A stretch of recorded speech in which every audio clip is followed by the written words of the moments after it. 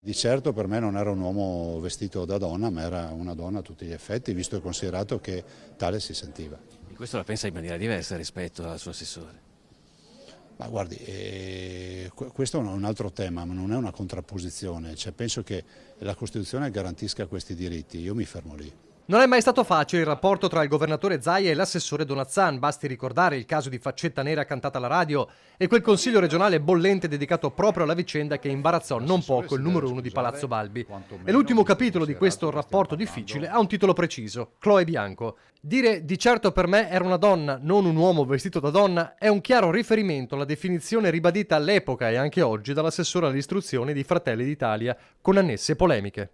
Ma sullo sfondo c'è ben altro. C'è una relazione cronologica degli eventi a partire dallo scoppio del caso nel 2015. Una relazione redatta dal dirigente scolastico regionale su richiesta del ministro dell'istruzione e che è appena terminata. Abbiamo mandato gli atti al Ministero e ovviamente il Ministro si farà l'idea. L'idea che mi sono fatta io è di assoluta correttezza di ciò che è stato fatto e soprattutto, questo ci tengo a dirlo, nessuno ha demansionato Chloe Bianco. Chloe Bianco fu sospesa per 3 giorni per essersi presentata vestita da donna senza un adeguato avviso e per lo scompiglio che generò. Insomma, non era in ballo il coming out, ma il modo in cui lo portò avanti. Su questo, e soprattutto sullo scompiglio e le reazioni che ne seguirono, le versioni discordano, ma in ogni caso il ricorso della prof fu rigettato dal giudice del lavoro.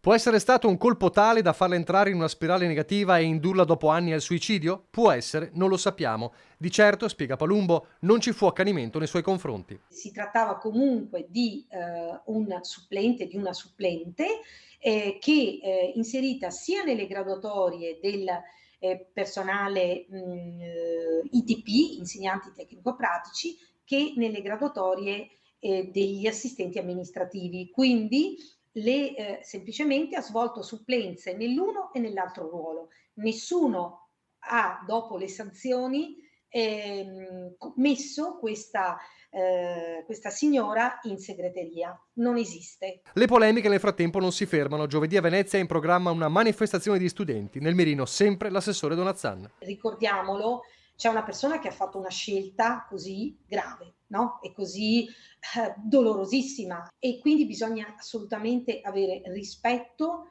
per tutto il dolore e la sofferenza che ha portato a questa scelta, e quindi nessuno si può permettere di strumentalizzare quello che è accaduto. Le proteste possono avere però un risvolto positivo, portare all'attenzione della classe politica, del Parlamento, queste questioni, rispetto alle quali forse la pubblica amministrazione, tutta, la scuola anche, ha bisogno di indicazioni, linee più certe.